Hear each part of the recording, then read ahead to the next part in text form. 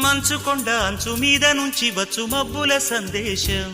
ఈ తామర మొగ్గకి తప్పదు అన్నది కాముని సావాసం. హాయ్ హంసలెక్క పక్కాడి తాళమేసి పలికెను ఆహ్వానం. ఈ అచ్చట ముచ్చట ఇచ్చట తీరగా హెచ్చెను హేమంతం. ప్రియమగు ప్రియురాల చంపకు విరహాల విరిసిన పరువాల పిలిచిన మధుబాల. రేగే అందాలే వేసే పూబంధాలే